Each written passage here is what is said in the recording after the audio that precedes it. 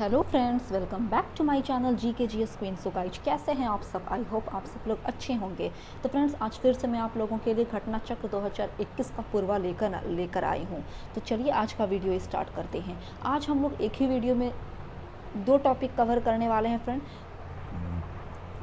तो हमारा जो फर्स्ट टॉपिक है वो है ईस्ट इंडिया कंपनी और बंगाल के नवाब से रिलेटेड, तथा हमारा जो सेकंड टॉपिक है वो क्षेत्रीय राज्य पंजाब तथा मैसूर से रिलेटेड है। तो चलिए वीडियो स्टार्ट करते हैं। वीडियो स्टार्ट करने से पहले एक छोटी सी गुजारिश है फ्रेंड कि अगर आप मेरे चैनल पर नए हैं तो प्लीज़ मेरे चैनल को सब्सक्राइब करें तथा मेरे वीडियोज़ को ज़्यादा से ज़्यादा फैमिली एंड फ्रेंड्स के साथ शेयर करें। तो चलिए, यहाँ से आप क्वेश्चन नंबर फर्स्ट देख सकते हैं कि निम्नलिखित में से कौन एक मुगल सम्राट द्वारा नियुक्त बंगाल का अंतिम गवर्नर था? तो ऑप्शन नंबर बी यानी मुर्शिद कुली खान। और ये उत्तर प्रदेश PCS मेंस का एग्जाम जो 2013 में कंडक्ट करवाया गया था उसमें यह क्वेश्चन पूछा गया था। तो इसका करेक्ट आंसर हो जाएगा मुर्शिद कुली खान। ठीक है ना फ्रेंड। मुगल सम्राट जो फर्रुखसियर था उसने सन 1717 ईस्वी में मुर्शिद कुली खान को बंगाल का मतलब कि सूबेदार अंतिम गवर्नर नियुक्त किया था। जब मुर्शिद कुली खान की मृत्यु हो जाती है तो उसके बाद उसका दामाद जिसका नाम रहता है सुजाउद्दीन, वह अपने आप से बंगाल का सूबेदार बन जाता है। सूबेदार की गद्दी पर सुजाउद्दीन बैठ जाता है। ठीक है ना। हालांकि बाद में सुजाउद्दीन को भी मुगल सम्राट मोहम्मद शाह रंगीला के द्वारा मान्यता प्रदान दे दी जाती है बंगाल के सूबेदार के तौर पर, लेकिन यहाँ पर सुजाउद्दीन करेक्ट आंसर नहीं होगा। यहाँ पर करेक्ट आंसर मुर्शिद कुली खान होगा, क्योंकि मुर्शिद कुली खान को नियुक्त किया गया था फर्रुखसियर द्वारा। हालांकि उसका दामाद जो सुजाउद्दीन था उसे किसी ने नियुक्त नहीं किया था, वो अपने मतलब कि ससुर की मृत्यु के बाद खुद ही गद्दी पर बैठ गया था सूबेदार के तौर पर। तो चलिए, क्वेश्चन नंबर सेकंड है कि निम्नलिखित में से कौन सा युद्ध जिसने भारत में ब्रिटिश प्रभुत्व को प्रारंभ किया यानी स्टार्ट किया? तो वे था पलासी का युद्ध। ठीक है ना। जो शुरुआती दौर का जो पलासी का युद्ध था ना, जो 23 जून 1757 ईस्वी को अंग्रेज और बंगाल के नवाब सिराजुद्दौला के बीच में हुआ था, जिसमें अंग्रेजों की जीत हो गई थी तथा बंगाल के नवाब सिराजुद्दौला की हार हो गई थी। और अगर पलासी के बात की जाए कि पलासी का क्षेत्र कहाँ है, तो वर्तमान का वेस्ट बंगाल में सिचुएटेड है। अब जानिए कि सिराजुद्दौला की हार कैसे हुई थी। सिराजुद्दौला के ही जो 3 सैनिक थे ना, उन्होंने खुद अपने मतलब कि सिराजुद्दौला के साथ विश्वासघात किया था। इसी वजह से सिराजुद्दौला की हार हो गई थी। और यहाँ पर एग्जाम में एक और इससे रिलेटेड क्वेश्चन पूछे जाते हैं कि जब अंग्रेजों का नेतृत्व इसमें किसने किया था? पलासी के युद्ध में अंग्रेजों के नेतृत्वकर्ता कौन थे? तो रॉबर्ट क्लाइव थे। रॉबर्ट क्लाइव ने नेतृत्व किया था अंग्रेजों का पलासी के युद्ध के दौरान। और इस युद्ध की वजह से अंग्रेजों को काफ़ी ज़्यादा प्रॉफिट हुआ, मुनाफा हुआ। किस क्षेत्र में हुआ? तो देखिए, उस टाइम के जो कृषि उत्पादन में 3 अग्रणी राज्य थे, बिहार, बंगाल तथा उड़ीसा। तो ये तीनों स्टेट में ब्रिटिश ने अपना प्रभुत्व स्थापित करना स्टार्ट कर दिया था, शुरू कर दिया था पलासी के युद्ध की जीत होने के बाद। तो चलिए, आई होप आपको अच्छी ढंग से समझ में आ चुका होगा। ये डिस्क्रिप्शन है और इसी को मैंने शॉर्ट करके आप लोगों को जो जो इंपॉर्टेंट नोट्स था वो क्लियर करवा चुकी हूँ। तो क्वेश्चन नंबर 3 है कि इंग्लैंड की ईस्ट इंडिया कंपनी की भारत में प्रथम निर्णायक सैन्य सफलता मानी जाती है? ऑप्शन बी, अभी जस्ट हुआ पलासी का युद्ध। नेक्स्ट क्वेश्चन, पलासी का युद्ध लड़ा गया था तो 23 जून 1757 ईस्वी को। क्वेश्चन नंबर 5 है कि सिराजुद्दौला रॉबर्ट क्लाइव द्वारा परास्त हुआ था यानी हार गया था किस युद्ध के दौरान? तो पलासी के युद्ध के दौरान। नेक्स्ट क्वेश्चन, भारतवर्ष में ब्रिटिश राज्य का संस्थापक कौन था? तो ऑप्शन नंबर सी यानी लॉर्ड रॉबर्ट क्लाइव। ठीक है ना। रॉबर्ट क्लाइव ने जब पलासी का युद्ध जीता 1757 में, तो उसी प्रकार से हम कह सकते हैं कि रॉबर्ट क्लाइव भी ब्रिटिश साम्राज्य का एक्चुअल में संस्थापक था। नेक्स्ट है कि निम्नलिखित में से किसे स्वर्ग से उत्पन्न सेना नायक कहा गया है? तो रॉबर्ट क्लाइव को। और यह किसने कहा है? तो यह विलियम पीट नामक एक व्यक्ति ने कहा है। नेक्स्ट 8 नंबर है कि पलासी का युद्ध मैदान कहाँ स्थित है? अभी मैं तुरंत बताई हूँ कि वो वेस्ट बंगाल यानी पश्चिम बंगाल में स्थित है। पश्चिम बंगाल का एक जिला है नदिया जिला। तो नदिया जिले में ही भागीरथी नदी के तट पर सिचुएटेड है पलासी नामक स्थान। 9 नंबर है कि निम्न में से किसने अपनी राजधानी मुर्शिदाबाद से मुंगेर हस्तांतरण की थी? तो option number D is correct यानी मीर कासिम ने। ठीक है ना। मीर कासिम ने अपनी जो राजधानी थी वो चेंज कर ली थी। पहले उसकी राजधानी थी मुर्शिदाबाद, बट उसने चेंज कर लिया मुंगेर। आखिर ऐसा मीर कासिम ने क्यों किया? तो मुर्शिदाबाद के षड्यंत्रमय वातावरण और कलकत्ता से मतलब मीर कासिम दूर होना चाहता था, ताकि अंग्रेजों का नज़र से वो कुछ टाइम के लिए दूर हो सके, अंग्रेजों का हस्तक्षेप वहाँ पर अधिक नहीं हो। तो चलिए 10th नंबर है कि सबसे अधिक निर्णायक युद्ध जिसने अंग्रेजों के भारत में प्रभुत्व को स्थापित किया था वह था बक्सर का युद्ध। देखिए फ्रेंड, अभी जस्ट हुआ कि वो प्रारंभिक युद्ध यानी सबसे पहला युद्ध कौन सा था कि जिसके जरिए अंग्रेज हमारे भारत में शासन करना शुरू कर दिए थे। तो प्रारंभिक युद्ध अगर पूछेगा एग्जाम में तो उसका करेक्ट आंसर हो जाएगा पलासी का युद्ध। लेकिन यहाँ पर कह रहा है कि भारत ने प्रभुत्व को स्थापित कर दिया था, तो उस अकॉर्डिंग इसका correct answer option number A हो जाएगा, यानी बक्सर का युद्ध। आप इसका सीरीज दे सकते हैं, ना जाने कितनी बार ये एग्जाम में ये क्वेश्चन पूछा गया है। तो चलिए इसका डिस्क्रिप्शन देख लेते हैं। देखिए 22 अक्टूबर 1764 ईस्वी को अंग्रेजों ने मीर कासिम, अवध के नवाब सुजाउद्दौला तथा दिल्ली के मुगल सम्राट शाह आलम द्वितीय की समृद्ध सेना को बक्सर के युद्ध में परास्त किया। इस युद्ध में अंग्रेजों की कमान मेजर हेक्टर मुनरो के हाथ में थी। देखिए पलासी के युद्ध में अंग्रेजों की कमान रॉबर्ट क्लाइव ने संभाली थी, वहीं बक्सर के युद्ध में अंग्रेजों की कमान किसने संभाली थी, तो मेजर हेक्टर मुनरो नामक व्यक्ति ने। इस युद्ध के निर्णायक से पलासी में मतलब मुहर लगा दी। देखते हैं कि बक्सर की विजय के इतिहासकारों ने पूर्णतः सैनिक विजय बताया है। पलासी के युद्ध ने अंग्रेजों की जो प्रभुता थी वो बंगाल में स्थापित की थी, सिर्फ बंगाल में। बट अगर बक्सर के युद्ध की बात की जाए तो बक्सर के युद्ध की जो प्रभुसत्ता थी वो ऑल ओवर इंडिया में ब्रिटिश साम्राज्य का शासन उस समय से चालू होना स्टार्ट हो गया था बक्सर के युद्ध की जीत के बाद से। तो चलिए 11th नंबर है कि अंग्रेजी ईस्ट इंडिया कंपनी द्वारा लड़े गए निम्नलिखित युद्धों में से कौन सा सर्वाधिक निर्णायक युद्ध था, तो ऑप्शन नंबर ए यानी बक्सर का युद्ध सबसे ज़्यादा भयंकर यानी निर्णायक युद्ध हुआ। और बक्सर के युद्ध के ही जरिए ब्रिटिश सरकार हमारे ऑल ओवर इंडिया पर कब्जा करना शुरू कर चुके थे। बट पलासी का युद्ध प्रारंभिक यानी सबसे फर्स्ट युद्ध था पलासी का युद्ध, जिसके जरिए ब्रिटिश सरकार ने अपना मतलब कि बंगाल, बिहार और उड़ीसा के कृषि क्षेत्रों पर कब्जा जमाया था। वो पार्टिकुलर बंगाल का क्षेत्र था, बट बक्सर का ये लड़ाई की अगर बात करेंगे तो वो ऑल ओवर इंडिया में हो गई थी। नेक्स्ट है कि निम्नलिखित में से कौन सा युद्ध भारत में अंग्रेजों के आधिपत्य की स्थापना की दृष्टि से सबसे इम्पोर्टेंट समझा जाता है, तो बक्सर का युद्ध। 13 नंबर की तरफ बढ़ रहे हैं कि बक्सर के युद्ध के समय दिल्ली का शासक कौन था, तो शाह आलम द्वितीय। नेक्स्ट और देख लीजिए फ्रेंड, यहाँ पर बक्सर के युद्ध के समय दिल्ली का शासक तो मतलब कि शाह आलम द्वितीय था। और बक्सर का युद्ध कब हुआ था ये सब हम लोग आप लोगों को पहले ही बतला चुके हैं प्रीवियस क्वेश्चन में।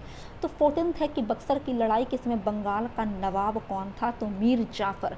और वहीं बंगाल का गवर्नर कौन था, तो वेंसी टार्ट। आप नोट कर सकते हैं कि जिस समय बक्सर का युद्ध हुआ तो उस समय बंगाल का गवर्नर वेंसी टार्ट था। नेक्स्ट, निम्नलिखित में से जिस एक शासक ने ईस्ट इंडिया कंपनी को दीवानी प्रदान की थी वह था शाह आलम द्वितीय। ठीक है ना। देखिए इलाहाबाद की जब दूसरी संधि हुई अगस्त 1765 में, तो उसमें शाह आलम को ना अंग्रेजी संरक्षण में, अंग्रेजी कब्जा में ले लिया गया था और शाह आलम द्वितीय को इलाहाबाद में रख दिया गया था।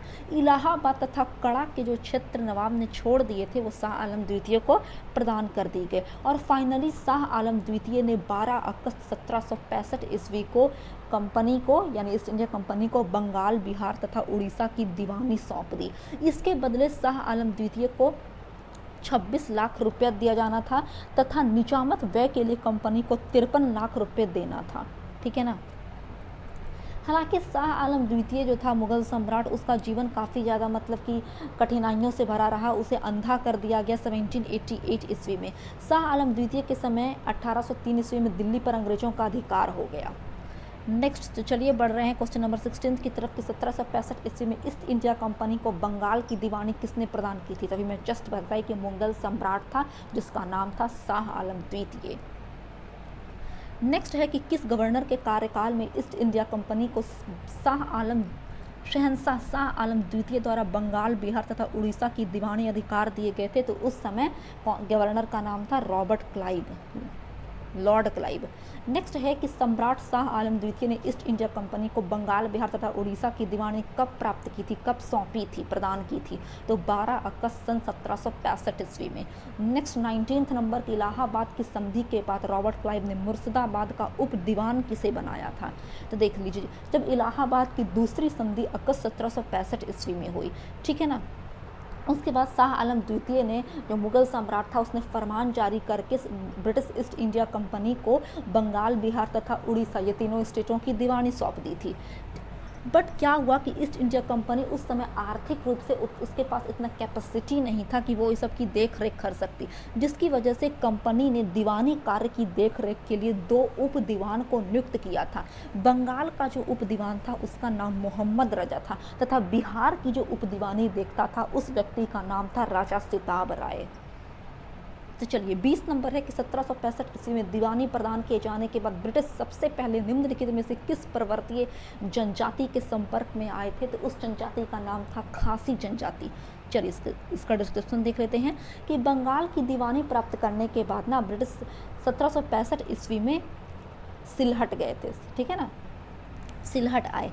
खासी जनजाति उस समय चावल, नमक और सूखी मछलियों के बदले रेशम, सूती सामान, लोहा, मोम यानी वैक्स, मधु एवं सींग का व्यापार करने के लिए सिलहट की सीमा पर खासी लोग जाया करते थे। और खासी के पर्वतों में चूना पत्थर जिसे लाइमस्टोन कहते हैं वो काफ़ी ज़्यादा प्रचुर मात्रा में पाई जाती थी, तथा बंगाल में लाइमस्टोन की मांग की पूर्ति भी वहीं से की जाती थी। कुछ समय के बाद ना ईस्ट इंडिया कंपनी के ब्रिटिश अधिकारी चूना पत्थर का व्यापार करने लगे और इसी दरमियान वे खासी जनजाति के संपर्क में आ चुके। नेक्स्ट है कि अवध सल्तनत के हिंदू नायाब वजीर के संदर्भ में निम्नलिखित कथनों में से कौन से कथन सही हैं? तो ए तथा दोनों, यानी राजा टिकैत राय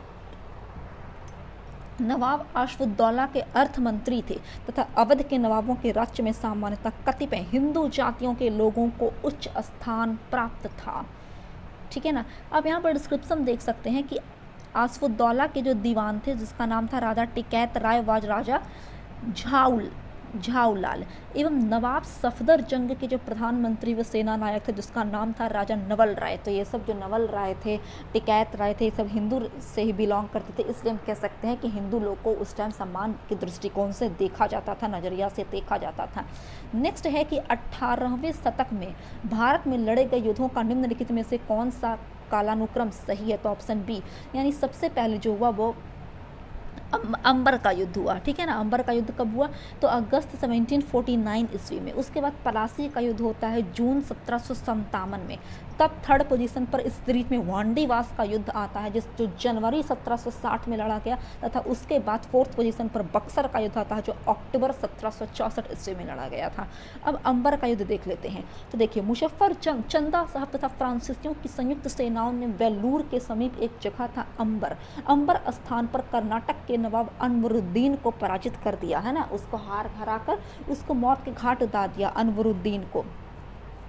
मुजफ्फर जंग दक्कन का सूबेदार बन गया। इस उपलक्ष्य में उसने अपने हितकारी डुप्ले को कृष्णा नदी के दक्षिणी भाग के मुगल प्रदेशों का गवर्नर नियुक्त कर दिया तथा उत्तरी सरकार के कुछ जिले भी फ्रांसीसियों को दे दिए। तो ये तो अंबर के युद्ध का डिस्क्रिप्शन था। हम लोग पलासी के युद्ध का डिस्क्रिप्शन ऑलरेडी पढ़ चुके हैं। तो अब देखते हैं वांडीवास का युद्ध जो जनवरी 1760 के दरमियान लड़ा गया था। यह अंग्रेज तथा फ्रांसीसियों के बीच हुआ था वांडीवास का युद्ध, जिसमें फ्रांसीसियों की हार हो गई थी। और वांडीवास के युद्ध में अंग्रेजी सेना का नेतृत्व किया था सर आयर कूट ने, जबकि फ्रांसीसी सेना का नेतृत्व किया था काउंट डी लाली नामक व्यक्ति ने। बक्सर का युद्ध हम लोग ऑलरेडी पढ़ चुके हैं। तो बढ़ रहे हैं नेक्स्ट की तरफ कि उस फ्रांसीसी सेनापति का नाम बताइए जो 1760 के वांडीवास के युद्ध में पराजित हुआ था। तो काउंट लाली। नेक्स्ट, वांडीवास का युद्ध 1760 में ब्रिटिश ने यानी अंग्रेजों ने फ्रांसीसियों को हरा दिया था। नेक्स्ट, 1760 का प्रसिद्ध वांडीवास का युद्ध अंग्रेजों द्वारा किसके खिलाफ लड़ा गया था? तो फ्रांसीसियों के खिलाफ लड़ा गया था, जिसमें फ्रांसीसियों की बुरी तरफ से हार हो गई थी। 26 नंबर है कि निम्नलिखित में से कौन सा युग सही सुमेलित है? तो ऑप्शन नंबर बी, यानी वांडीवास का युद्ध जो हुआ था वो फ्रांसीसी और ईस्ट इंडिया कंपनी के बीच हुआ था। तो चलिए आगे बढ़ रहे हैं फ्रेंड हम लोग क्वेश्चन नंबर 27 की तरफ कि निम्न में से किसने भारत में अंग्रेजों का सर्वाधिक विरोध किया था? तो मराठा लोगों ने किया था, ठीक है ना। और इसी वजह से ना अंग्रेजों और मराठों के बीच में कुल 3 आंग्ल मराठा युद्ध हुए थे। और तृतीय आंग्ल मराठा युद्ध के बाद ही मराठा शक्ति को इंडिया में दबाया गया था। मुगल साम्राज्य के खंडहरों पर मराठों ने अपने साम्राज्य को अधिकार कर लिया था। उन्हीं परिस्थितियों में अंग्रेजों ने भी उसका लाभ उठाया था। प्रथम आंग्ल मराठा युद्ध में अंग्रेजों की हार हो गई थी। साल बाई की संधि से प्रथम आंग्ल मराठा युद्ध बंद हुआ। लॉर्ड वेल्लेस्ली ने 1802 ईस्वी में अपनी सहायक संधि के जाल में पेशवा को बांध लिया। 1818 ईस्वी में लॉर्ड हेस्टिंग्स ने मराठों की रही सही शक्ति को भी समाप्त कर ब्रिटिश सर्वोच्चता की स्थापना कर दी। तो चलिए फ्रेंड यहाँ से हम लोग नई टॉपिक की तरफ एंट्री कर रहे हैं। क्षेत्रीय राज्य पंजाब तथा मैसूर से रिलेटेड क्वेश्चन करेंगे। तो चलिए, क्वेश्चन नंबर फर्स्ट है कि रणजीत सिंह के राज्य में सम्मिलित था, तो ऑप्शन नंबर डी यानी श्रीनगर। देखिए, रणजीत सिंह का जो जन्म हुआ था ना, वो 13 नवंबर 1780 ईस्वी को हुआ था। सुकरचकिया मिसल के एक मुखिया थे जिनका नाम था महासिंह, तो महासिंह के घर में ही हुआ था, यानी महासिंह के बेटा के तौर पर। तो महाराजा रणजीत सिंह और अंग्रेजों के बीच अमृतसर की संधि हुई थी 25 अप्रैल 1809 ईस्वी में। संधि का इफेक्ट यह हुआ कि महाराजा रणजीत सिंह चाहता था कि सतलज नदी के पार के जितने भी सिख राजा हैं उस पर महाराजा रणजीत सिंह अपना कब्जा यानी प्रभुत्व जमाना चाहता था। तो वही जो सपना था महाराजा रणजीत सिंह का, वो अमृतसर की संधि के बाद टूट जाता है। ठीक है ना। महाराजा रणजीत सिंह ने 1818 ईस्वी में मुल्तान, 1819 में कश्मीर तथा 1834 में पेशावर को जीता। इसलिए हम लोग कह सकते हैं जब 1819 में उसने कश्मीर जीता तो कश्मीर की ही राजधानी है ना श्रीनगर, तो श्रीनगर इसका करेक्ट आंसर हो जाएगा। नेक्स्ट, रणजीत सिंह किस मिसल से संबंधित था, तो ऑप्शन नंबर ए यानी सुकरचकिया मिसल से। नेक्स्ट, महाराजा रणजीत सिंह के राज्य की राजधानी लाहौर थी, हालांकि लाहौर बाद में बनाई गई। आप इसका डिस्क्रिप्शन देख सकते हैं। देखिए, अफगानिस्तान का एक शासक था जमान शाह, तो जमान शाह 1798 ईस्वी में पंजाब पर अटैक करने के लिए आया था। बट जब जमान शाह अपने मतलब कि देश अफगानिस्तान वापस लौटने लगा तो जो अपने साथ वो तोप लेकर आया था, तो उसको इसकी जो तोप थी वो चिनाब नदी में गिर जाती है, डूब जाती है। वो वापस खाली हाथ अपने देश चला जाता है। उसके बाद कुछ टाइम बाद रणजीत सिंह ने उसका तोप निकालते हैं और वापस उसके देश अफगानिस्तान भेज देते, जिसकी वजह से जो शासक था अफगानिस्तान का जमान शाह वो काफ़ी ज़्यादा खुश हो जाता है और महाराजा रणजीत सिंह को लाहौर पर अधिकार करने का अनुमति परमिशन दे देता है। और इसी के तहत महाराजा रणजीत सिंह ने 1799 ईस्वी में लाहौर पर अधिकार कर लिया और बाद में उसे अपनी कैपिटल राजधानी बना लिया। नेक्स्ट है कि महाराजा रणजीत सिंह ने सुप्रसिद्ध जो कोहिनूर हीरा था वो शाह सूजा से प्राप्त किया था। कैसे प्राप्त किया तो आप देख सकते हैं। देखिए, डिस्क्रिप्शन है कि पंजाब जो था ना वो अहमद शाह अब्दाली के साम्राज्य का एक पार्ट था, परंतु 1773 ईस्वी में अहमद शाह अब्दाली की जब मौत हो जाती है तो उसके बाद मुल्तान, कश्मीर ये सब को छोड़कर भारत के जितने भी पार्ट थे ना उस पर सिख मिसलों का अधिकार हो जाता है, सिख लोगों का वर्चस्व हो जाता है। अब यहाँ पर से आप देख सकते हैं कि 1800 ईस्वी में अहमद शाह अब्दाली का जो पोता रहता है शाह सूजा, वो काबुल की गद्दी पर बैठता है। बट शाह सूजा का जो भाई रहता है जिसका नाम महमूद रहता है, शाह महमूद, वह षड्यंत्र कर ना अपने भाई शाह सूजा को काबुल की गद्दी से मतलब कि गिरा देता है और अपना काबुल की गद्दी पर वह शाह महमूद बैठ जाता है अपने भाई को हटाकर। ठीक है ना। तो उसके बाद क्या होता है ना कि अपनी गद्दी को ही, काबुल की गद्दी को ही वापस लेने के लिए वह महाराजा रणजीत सिंह के पास मदद लेने के लिए जाता है 1809 ईस्वी में। और उसी दरमियान शाह सूजा क्या करता है तो अपने साथ कोहिनूर हीरा लेकर जाता है और महाराजा रणजीत सिंह को एज ए गिफ्ट के तौर पर देता है कि आप हमारी मदद कर दीजिए, हमें वापस अपने गद्दी पर, काबुल की गद्दी पर बैठा दीजिए। नेक्स्ट है कि निम्नलिखित में से किसने कहा था कि ईश्वर की इच्छा थी कि मैं सब धर्मों को एक निगाह से देखूं, इसलिए उसने दूसरी आंख की रोशनी ले ली। तो यह महाराजा रणजीत सिंह का कथन है और महाराजा रणजीत सिंह अपने शासनकाल के दौरान काफ़ी योग्य शासक था। नेक्स्ट है, यहाँ पर जो डिस्क्रिप्शन है फ्रेंड वो ऑलरेडी हम लोग कर चुके हैं। नेक्स्ट है कि महाराजा रणजीत सिंह के उत्तराधिकारी थे खड़क सिंह, जो उसका पुत्र था खड़क सिंह। ठीक है ना। नेक्स्ट, सिख राज्य का अंतिम राजा कौन था तो ऑप्शन नंबर डी यानी दलीप सिंह। और दलीप सिंह का शासनकाल चलता है 1843 ईस्वी से लेकर 1849 के दरमियान। नेक्स्ट, पंजाब के पूर्व महाराजा दलीप सिंह के विषय में निम्नलिखित में से कौन सा कथन सत्य है तो ऑप्शन नंबर ए यानी 23 अक्टूबर 1893 को महाराजा दलीप सिंह की मृत्यु इंडिया में नहीं, कहाँ हुई थी तो पेरिस में हुई थी। बाकी बी, सी और डी ये तीनों गलत हैं। तो चलिए देखते हैं। यहाँ पर सी में आपका कहा गया है कि उन्होंने कभी भी सिख धर्म नहीं छोड़ा था। बिल्कुल गलत बात। वे सिख धर्म छोड़ चुके थे, हालांकि वो बचपन से सिख संप्रदाय के ही बच्चे थे, बट सिख धर्म छोड़कर उन्होंने क्रिश्चियनिटी अपना ली थी, यानी ईसाई धर्म अपना लिया था। वो कभी भी रूस नहीं गए थे, ये गलत बात है। वो रूस गए थे, रूस की यात्रा उन्होंने अपने जीवन काल के दरमियान की थी। और यहाँ पर आप देख सकते हैं कि नासिक में उनकी अंत्येष्टि हुई थी, नासिक में नहीं हुई थी, उनकी अंत्येष्टि हुई थी इंग्लैंड में। 9th नंबर है कि सिख साम्राज्य का अंतिम शासक कौन था, तो अभी जस्ट हुआ दलीप सिंह। नेक्स्ट, पंजाब के विलय के पश्चात पंजाब पर शासन करने के लिए निम्नलिखित में से कौन 3 का परिषद का सदस्य नहीं था।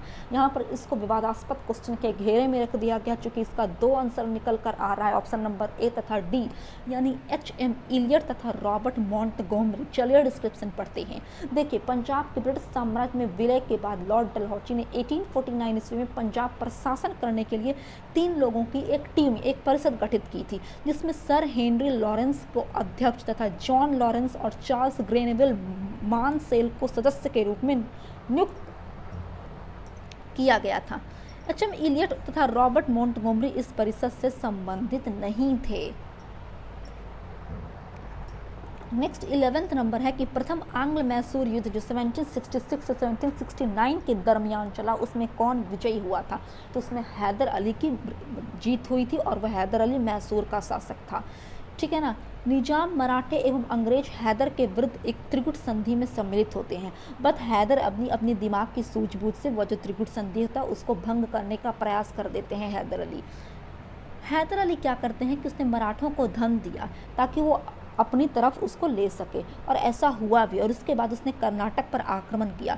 बट अंग्रेजों की प्रारंभिक सफलता के कारण निजाम जो थे ना, वो पुनः अंग्रेजों की तरफ ही हैदर अली को छोड़कर चले जाते हैं। हैदर अली उत्साहपूर्वक मंगलौर पर उन्होंने 1768 ईस्वी में हैदर अली ने अधिकार किया, मंगलोरों पर अधिकार कर लिया। मार्च 1769 ईस्वी में उसकी सेनाएं मद्रास तक जा पहुंची। अंग्रेजों ने व्यवस्था में हैदर अली की शर्तों पर 4 अप्रैल 1769 को मद्रास की संधि की, यानी कह सकते हैं कि प्रथम आंग्ल मैसूर युद्ध जो हुआ था वो मद्रास की संधि से समाप्त हुआ। नेक्स्ट है कि निम्नलिखित में से कौन 1755 ईस्वी में डिंडीगुल मैसूर में एक आधुनिक शस्त्रागार की स्थापना की थी, तो हैदर अली ने। देखिए, 1742 ईस्वी में वेंकट राय के नेतृत्व में मैसूर सेना ने डिंडीगुल पर विजय प्राप्त की थी। 1755 ईस्वी में मैसूर के महाराजा ने स्थिति को संभालने के लिए क्या किया कि हैदर अली को डिंडीगुल भेजा। हैदर अली जब डिंडीगुल जाता है तो डिंडीगुल पर हैदर अली ने कब्जा कर लिया 1755 ईस्वी में, और डिंडीगुल की जो किले थी ना, उसको एक सैन्य चौकी में उसने कन्वर्ट कर दिया। किसने, तो हैदर अली ने। बाद में हैदर अली मैसूर का वास्तविक शासक बन जाता है, और 1777 ईस्वी में उन्होंने पुरसीन मीर साहिब को डिंडीगुल का गवर्नर नियुक्त कर दिया। आप देख सकते हैं कि एक ही क्वेश्चन से न जाने कितने क्वेश्चन यहाँ पर आपका सॉल्व हो रहा है, राइज किया जा रहा है। तो चलिए, 13 नंबर है कि ब्रिटिश जनरल जिसने हैदर अली को पोर्टो नोवा के युद्ध में हराया था वह था सर आयर कूट। ठीक है ना, जिसने पोर्टो नोवा के युद्ध में 1 जुलाई 1781 ईस्वी को हैदर अली को परास्त किया था। नेक्स्ट है कि टीपू सुल्तान ने अपनी राजधानी बनाई थी श्रीरंगपट्टनम को। ठीक है, और श्रीरंगपट्टनम में ही टीपू सुल्तान ने जैकोबिन क्लब की स्थापना भी की थी, और साथ में जैकोबिन क्लब के एज ए मेंबर के तौर पर भी टीपू सुल्तान बने थे। नेक्स्ट है कि निम्नलिखित भारतीय शासकों में से कौन था जिसने विदेशों में आधुनिक पद्धति से दूतावास स्थापित किए थे, तो उस भारतीय शासक का नाम टीपू सुल्तान था। 16 नंबर, टीपू सुल्तान ने ब्रिटिश सेना को 1780 ईस्वी में हराया था। कहाँ, तो पोल्लीलूर में। ठीक है ना। अब देखिए, हैदर अली और टीपू सुल्तान ने मराठा तथा निजाम के साथ एक समझौता कर लिया तथा फ्रांसीसी सहायता का वचन ले लिया तथा कर्नाटक पर जुलाई 1700 ईस्वी में अटैक करके अरकाट पर अधिकार कर लिया। उसके बाद टीपू सुल्तान ने हेक्टर मुनरो की सेना को पोल्लीपुर नामक स्थान पर हरा दिया। नेक्स्ट है कि अंग्रेजों ने श्रीरंगपट्टनम की संधि किसके साथ की थी, तो टीपू सुल्तान के साथ की थी। जब तृतीय आंग्ल मैसूर युद्ध हुआ 1790 से 92 के दरमियान, तो इसी के दौरान ना श्रीरंगपट्टनम की संधि की गई। अब देखिए, इसमें टीपू सुल्तान कितने ज़्यादा मतलब कि असहाय हो गए थे। इस जो युद्ध हुआ था तीसरा आंग्ल मैसूर युद्ध, इसके दौरान टीपू को अपने राज्य का लगभग आधा भाग जो था वो अंग्रेजों को सौंपना था तथा उनके साथियों को देना पड़ा। साथ ही युद्ध के हर्जाने के रूप में टीपू सुल्तान को कुल 3 करोड़ रुपए भी उस टाइम चुकाना पड़ा था। श्रीरंगपट्टनम की संधि में यह भी इंक्लूड किया गया था कि जब तक टीपू 3 करोड़ रुपए नहीं देगा ना अंग्रेजों को, तब तक उसका जो 2 पुत्र थे टीपू सुल्तान के, वो दोनों पुत्र अंग्रेजों के कब्जे में रहेंगे। तो आप सोच सकते हैं कि कितनी ज़्यादा प्रताड़ितता सहनी पड़ी थी टीपू सुल्तान को तृतीय आंग्ल मैसूर युद्ध के दौरान। 18 नंबर है कि टीपू सुल्तान अंग्रेजों के साथ युद्ध में कब मारे गए। तो जब चतुर्थ आंग्ल मैसूर युद्ध 1799 ईस्वी में होता है फ्रेंड, तो उस समय टीपू सुल्तान की लड़ाई के दौरान मृत्यु हो जाती है। नेक्स्ट, निम्नलिखित में से कौन सा एक सुमेलित नहीं है। तो चलिए पढ़ते हैं। इसका ऑप्शन नंबर डी करेक्ट होगा। चतुर्थ आंग्ल मैसूर युद्ध में टीपू सुल्तान की पराजय हो जाती है और युद्ध के मध्य दिवंगत हो जाते हैं, यानी बलि चढ़े जाते हैं टीपू सुल्तान। तो यहाँ पर ये बिल्कुल सही बात है।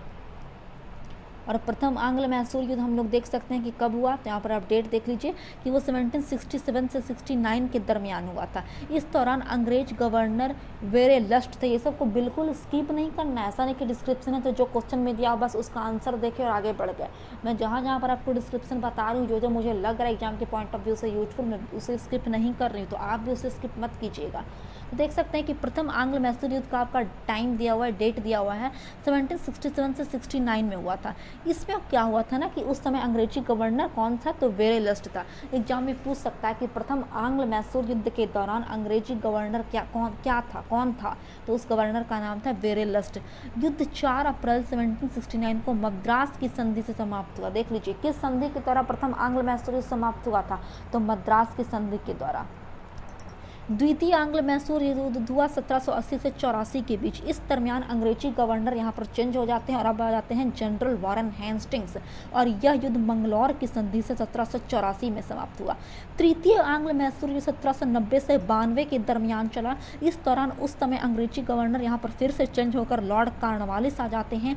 अंग्रेजों के विरुद्ध सहायता के लिए टीपू सुल्तान ने तुर्की से सहायता प्राप्त करने का प्रयास किया। 1784 से 85 ईस्वी में उसने एक दूत कुस्तुंत्रिया भेजा। 1787 ईस्वी में टीपू ने एक दूत मंडल फ्रांस से भेजा। यह युद्ध 1792 ईस्वी में श्रीरंगपट्टनम की संधि से समाप्त हुआ। और चतुर्थ आंग्ल मैसूर युद्ध में तो फाइनली टीपू सुल्तान की मृत्यु ही हो जाती है लड़ते लड़ते। और जब चतुर्थ आंग्ल मैसूर युद्ध हुआ तो उस समय अंग्रेजी गवर्नर कौन था, तो लॉर्ड वेलेस्ली था। नेक्स्ट 20 नंबर यहाँ पर मैच द फॉलोइंग है, तो मैच कीजिए। इसका जो करेक्ट आंसर है आप यहाँ पर देख सकते हैं कि ऑप्शन नंबर सी यहाँ पर करेक्ट हो जाएगा। क्या हो जाएगा, ऑप्शन नंबर सी। यानी इलाहाबाद की जो संधि हुई थी ना फ्रेंड, वो इलाहाबाद की 2 संधि हुई थी, प्रथम संधि और द्वितीय संधि, और दोनों 1765 ईस्वी में हुआ था। आप डिस्क्रिप्शन देख सकते हैं कि इलाहाबाद की जो प्रथम संधि हुई थी ना, वो 12 अगस्त 1765 को हुई थी। उसके ठीक 4 दिन बाद यानी 16 अगस्त 1765 ईस्वी को द्वितीय संधि हुई। ठीक है ना। मंगलौर की संधि की अगर हम लोग बात करते हैं तो मंगलौर की संधि हुई थी 1784 में, सालबाई की संधि 1782 में तथा मद्रास की संधि हुई 1769 ईस्वी में। तो चलिए 21 है कि बेगम समरू ने एक अति प्रसिद्ध चर्च का निर्माण करवाया था। कहाँ, सरधना में। कहाँ करवाया था, सरधना में। मेरठ के निकट एक जगह है सरधना, वहीं। 22 है कि निम्न कथनों में से कौन सा एक कथन सही नहीं है, तो ऑप्शन नंबर ए, यानी अली मर्दान खान ने बंगाल में राजस्व कृषि पद्धति प्रारंभ की थी। ये बिल्कुल गलत बात है। बाकी ये तीनों सही है कि महाराजा रणजीत सिंह ने लाहौर में तोपों के निर्माण के लिए आधुनिक ढलाई खाने स्थापित किए थे। सही बात।